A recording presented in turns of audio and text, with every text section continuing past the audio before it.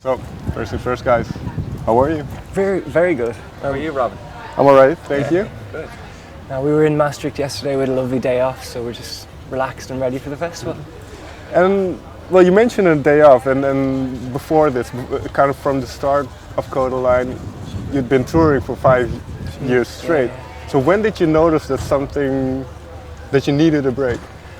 I think just towards the end of the second album campaign, we'd all been on the road for nearly 4 years straight. Our crew had all, and a lot of our crew have young children who they only kind of had when they started with us. So people just, I think everybody needed a break. It wasn't just us. It was a really good 4 years, but I think every now and again you just need to take some space. And it was a great break. So then you did play a couple of gigs here and there, but in 2016, did you kind of try and get away from each other a little bit? I don't think we tried to. I think we just did get away.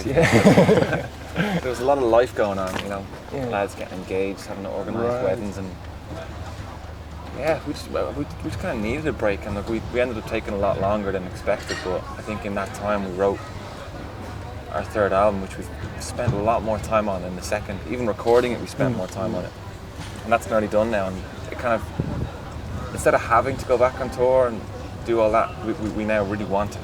We're hungry to do this again. Like, we played our first festival, first gig of the year, like 2 days ago in Poland. It was incredible to be back, and that, like, we love Holland. Holland is the first place that supported the band, even before Ireland. Holland played us on the radio before anywhere else, and our first shows were here. So like, it feels really nice to be back, and it's our third time Pink Pop, and it's awesome, sunny. And you mentioned the first gig of the season, so to say. So, what was it like? Is there an adjustment period, or a kind of having to Getting back into it? We were playing new songs as well, so we were shitting ourselves. We were properly nervous, but they went really well. You can have the first shows back where everything goes wrong, but it was really good. So like today, it's kind of like we've got past the first one. We're still going to be nervous today, we're on the main stage, so we have to step it up, but it's just more about enjoying it now today, All our shit works. All our stuff works. Guitars work, drums work, so now it's just kind of having fun. Okay. And, well, you mentioned that period where the creativity, because you say you wrote the third album in that period. So how long does it take after saying, okay, we're going on a break? Is it within a week you're thinking, I've It's got one of some those things ideas? you can't really plan when you're going to go write a song or when that stuff happens. And just having life experience again and having a bit of time where stuff is happening, and like, that's what you write your songs about. When you're on the road and you're doing the same thing every day, it's not the most creative process, or environment. So just being home and being with your friends and hearing everyone else's stories, that's where the songs come from. What is one thing that you remember or that sticks out from, because like you say, you kind of, when you go home, you step back a little bit and reflect on what you've done in the past couple of years. So what did you notice? That we've done a lot more gigs than we thought. It was really just breathtaking to kind of look back. I've been collecting all videos from a lot of the gigs for the last couple of years, and just looking at everything together. What's going on?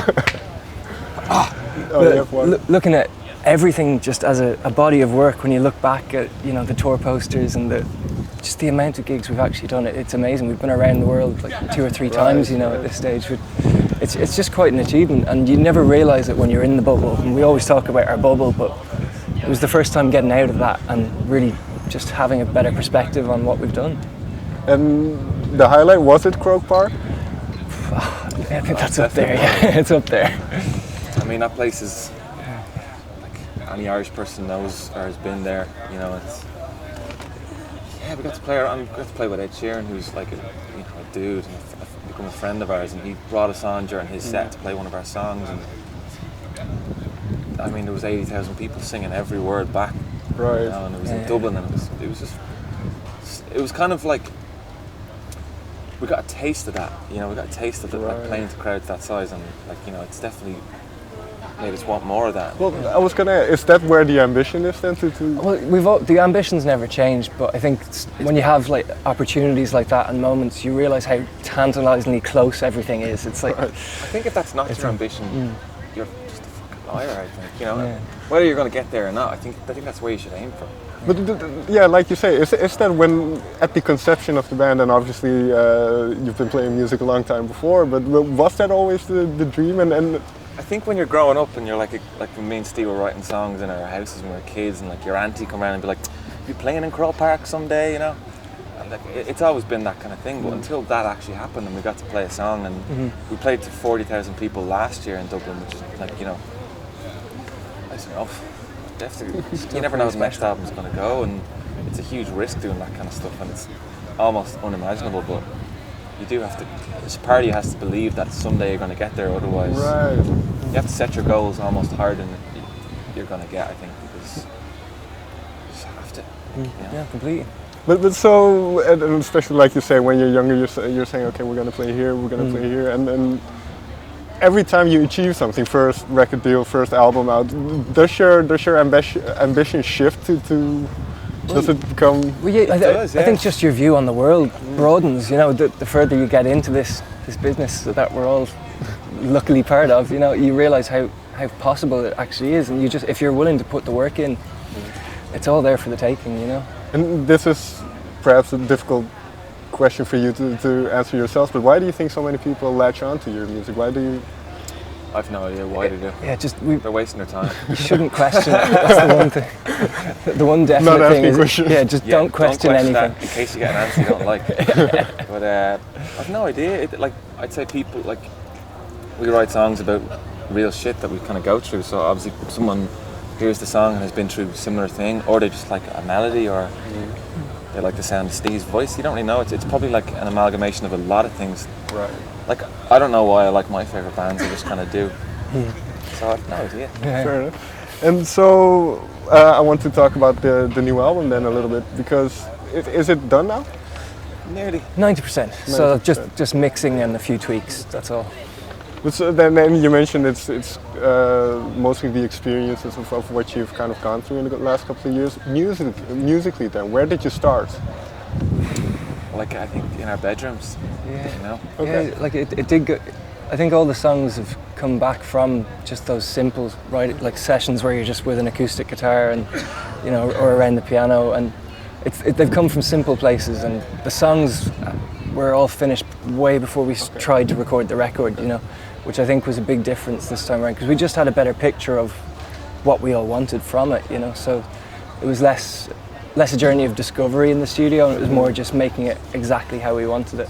So, and then, like you say, then the ability to take a little time and just have perspective on it. It's been very valuable for us, you know, to be able to step back a bit. And like we did the recording sessions in like 2-week blocks. Okay. So you'd have 2 weeks in and then 2 weeks at home. So in that 2 weeks at home, you can listen to what you've done and we'll probably do think every about album it. like that from now on. Yeah, it makes a lot of sense. And is this something that comes with age, kind of that more relaxed attitude? I think you never really figure out how to do it. Yeah. You never really figure out how to write a song or how to record a song, because every time you do that, or every time you go back to, oh, well, I wrote that song that way, so I'm going to write a new song that way, it never works out like that. You know, you have to kind of treat everything completely new, and you have to, you know, try to be a beginner every time you go into the studio. Somewhat, you know, you need to try new things. Yeah, so be willing to try stuff and know that you might get it completely wrong. We're humans, we still make a lot of mistakes, and some songs in the studio that don't become what they are, and then some songs in the studio completely surprise you and just work. I'm quite sure you can't say too much about the album yet, but can you give me an example of something that surprised you? Was it sonically or lyrically? Or? Well, there's a song me and Jay put together that was literally just there's no instrumentation. It's just vocals. It's just like a capella harmonies. And yeah, I think there's a lot more. Well, not Irishness, but there's a lot more kind of Celtic, acoustic, and you know, that the folky element that a lot of people love from the first record. We've somehow incorporated that while still sounding a bit modern. You know, so I'm very hopeful that people will latch onto it. You know? We were kind of afraid to kind of tap into the Irish. Yeah. Like there's certain melodies that just sound Irish, and there's certain things, and we were kind of afraid of them. But now we're like, you know, that's us. That's where we're from. Yeah. Well, why? Why were you afraid? Exactly. No idea. So now we don't care. We're not trying to. We're at a point now where we're not trying to prove anything. We never really were. But yeah, we just let it happen. Whatever. Because can I assume, growing up in Ireland, that kind of the Luke Kellys of the world were kind of... love No, Luke like Kelly. that's what you hear every single day. It's not even that's what your mum's listening to or your dad's listening. It's just part of our culture, you know, Right. a very big part of our culture. And We love it. Like we listen to all that music. So Right. and instead of sitting down and trying to write music like that, it's just kind of come out through us in what we think is Kodaline as well. So we hope people like it. You know, we're at the nervous point that we're not even finished the album yet. I think once we've finished the album and we listen to it start to finish, that's when you start scaring yourself. Right. What are people going to think about this, or what are people going to think about us saying that and sounding like that? But I think yeah, the until best thing to do is to not really care. until it's mastered, it's still ours. Right. You know, We so, own it. yeah. When it gets released, whoever wants it can have it. And I have to try a final question. Is there an album title? There's not. There's no. It's always the last thing that happens because it's not a concept album. You know, each song is its own thing, and yeah, we haven't got one yet. Okay. Guys, thank you very much for your Thanks, time. Robin. Thank you very much, man.